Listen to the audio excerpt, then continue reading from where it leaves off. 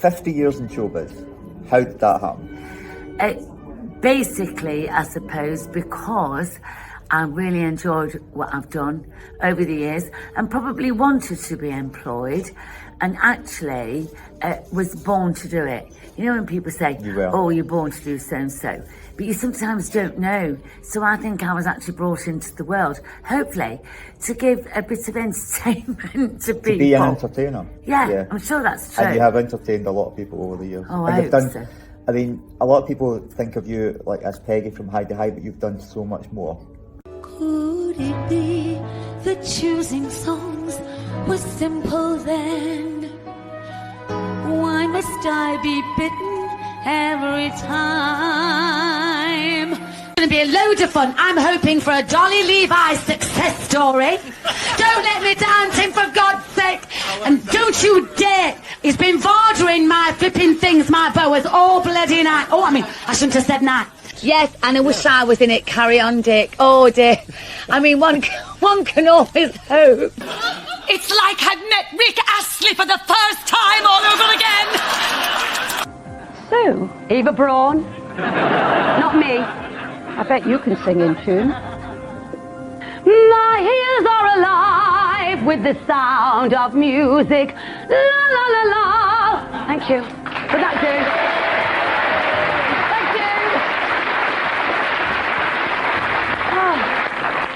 Oh, I'm loving this verbal ping pong with the Wicked Witch of the West. Fabulous. So, if my friends could see me now.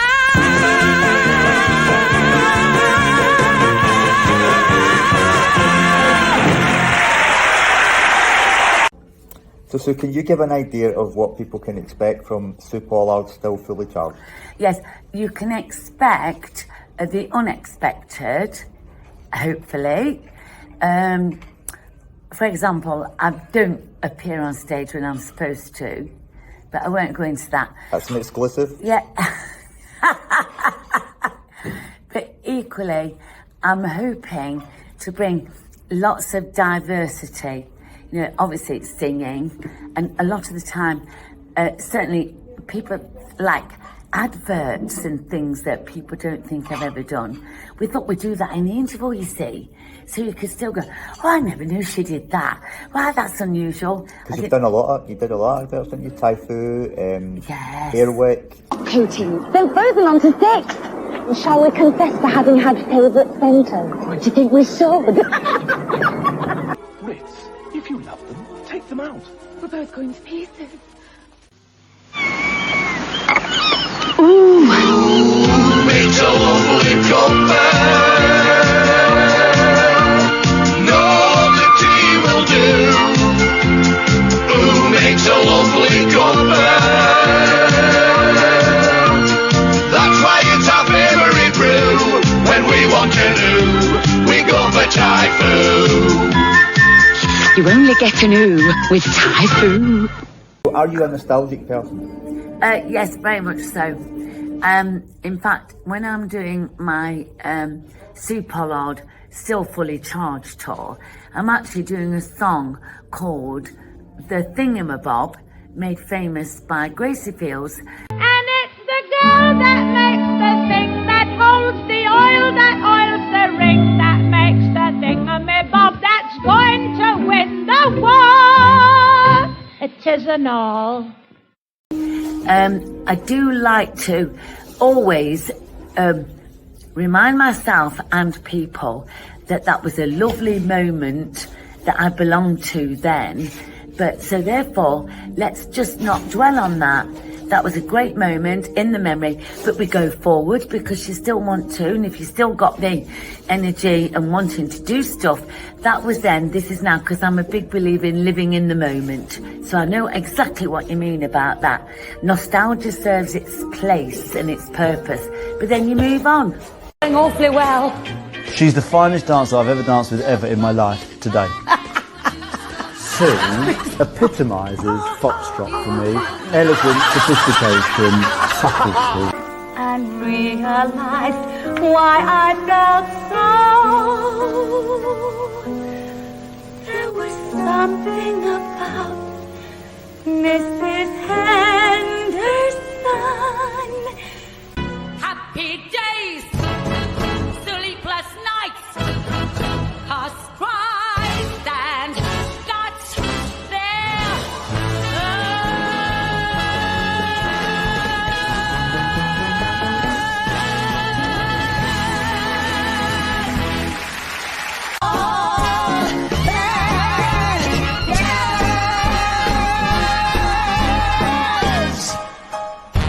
Now that's jazz. So which part of your long career, although you don't look old enough to have a 50-year career, but which part of your long career are you most proud of, if you can choose something? Oh, it's so difficult though, David. Yeah. It's really difficult. You're rotten asking me this. Even though you're my friend, I'm thinking, David, I go, ditch the bitch. No. No, it's really hard, you know. Obviously, Heidi was fabulous because it changes the course of your career, really, if you've been offered an opportunity like that. But I adored Don't Dress for Dinner. It was a farce. It was fantastic. My first farce, and it's difficult to do it correctly. And I had a great mentor in John Quayle, who's been a farcer for 40 years. So superb. I think probably the greatest achievement probably was dancing with tap dancing with Princess Di. Wow. At number 10 Downing Street. She was fabulous. Two icons together. Yeah. That's an amazing memory to have. Yeah. 'Cause she's such a beloved person, isn't she? Fabulous. Will we ever see Miss Cathcart? Oh no, never. Whoa, that's what comes next. I've got this thing for you. Shall I tell you this joke? Go on. Well, you see, I might get offensive letters, but it's quite good. It's not rude or anything because it is only about 9:10, so you all right? Excuse me. You know, me being Presbyterian. But you know, to me, to go with that, can I suggest a salad of puffballs and juicy fungus? Oh, I've had a terrible week. Oh, it was terrible. You'd have took to him, May. Oh, he was ever so handsome. Was he? Your Wilfred took after you then, I suppose. But my real absolute favourite, if I was to be absolutely honest, is stage. Because I'm saying this, it's very difficult when you're doing TV, although you're in it at the time because you're actually recording, you might not see that episode or even the whole series for about 6 or 7 months. Stage is so immediate, so you get the feedback. You've been rehearsing this for so long, you're hoping to hear that laugh coming back. So I have to say, stage is definitely more fulfilling because of the immediate response. We need a serious talk, Birdie. You've stopped taking your pills again. You don't have to do much these days to cause concern. Mental health issues are all the rage. Avoid stepping on a pavement crack and you're on a bloody spectrum. There's objects in this house worth a fortune. Everything has the same value to me. It's all evidence I'm here. I'm not a hoarder. I'm a rescuer. Your life was the one thing I did right. But obviously comedy is your speciality. But do you subscribe to the belief that some people are just naturally funny? Do you know, I think I can see exactly what you're saying. Some people can spot the funny side of things, i.e. if you're perhaps a writer, and they might say, oh, I think I can make something of this. So they build a whole scenario around it, going, oh, then I can build a tagline there. So that is workmanship, you know, just trying to get the tag for that thing. But some people, I do believe, are absolutely naturally funny. Have funny bones. Yeah, totally.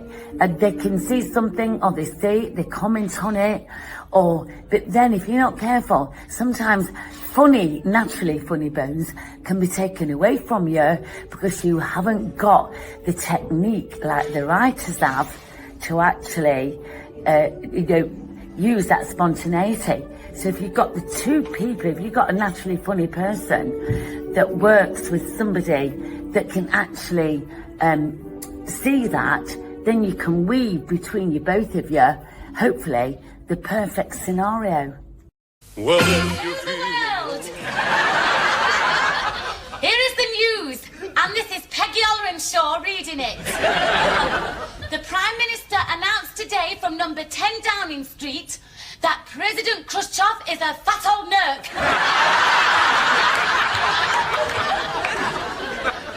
Sports news. The nitpicking competition was won today by Miss Cathcart. So Jimmy Perry and David Croft were a huge influence on your career. Do you have a particular memory of each of those legendary men? Well, I do.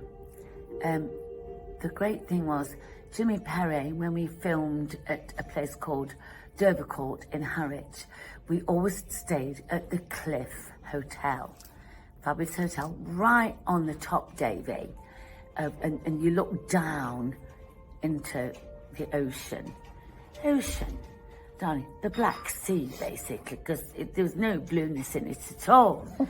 And so, but Jimmy always used to go for an early morning run. And heaven knows what time he got up, poor devil. And he got up there and climbed them steps, and he just went nearly dead when he got there. But a lovely memory of David, and he used to love it because on the way down to the holiday camp where it was filmed, it was a proper holiday camp, but we walked from the Cliff Hotel. It took about 10 minutes, and there was a row of shops on the way to the camp, and I used to go and say, "Have you got my usual, please?" And the shopkeeper was great, and he'd say, "Yeah, they're here, so, oh, thanks very much." And I'd deliver this package to David on set, and he'd open them up and he'd go, "My favourite, Pontefract cakes." Oh, that is a lovely memory. Yeah, it's just so lovely. Every time I see a Pontefract cake, I go, "Oh, bless you, David, thinking of you," you know. They were, Perry and Croft were geniuses, weren't they?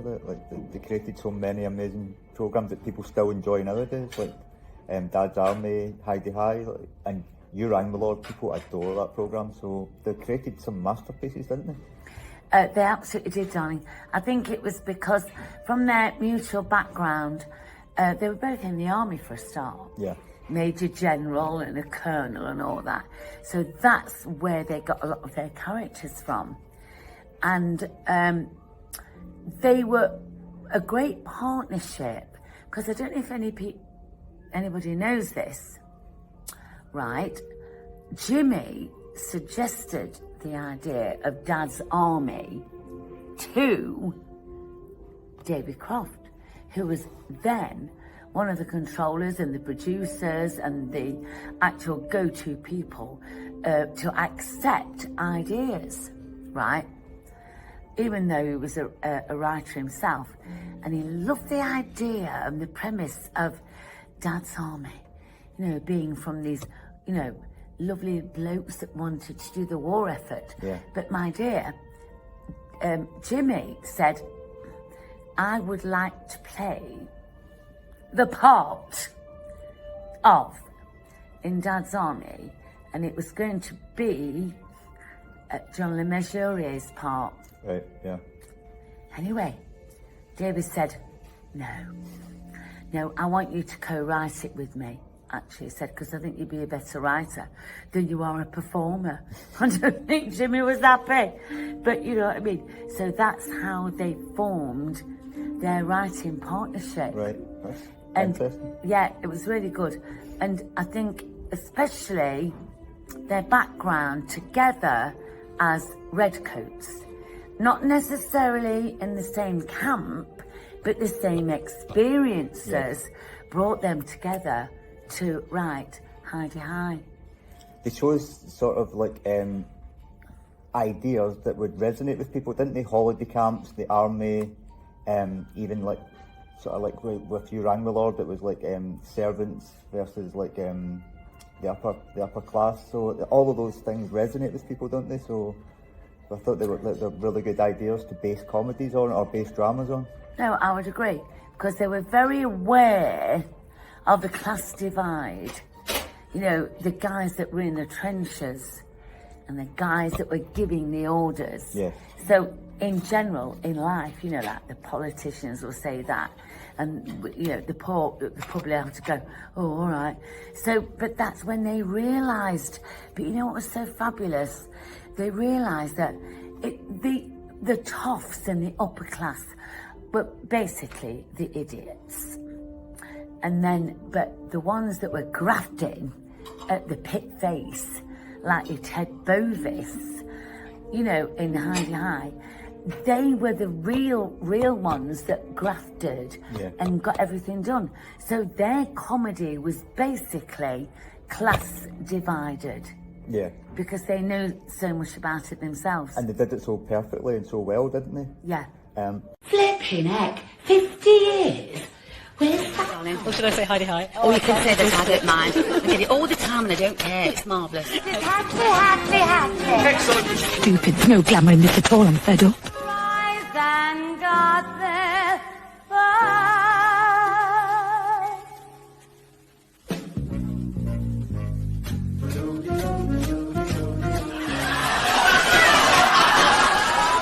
Which one of you's Tom?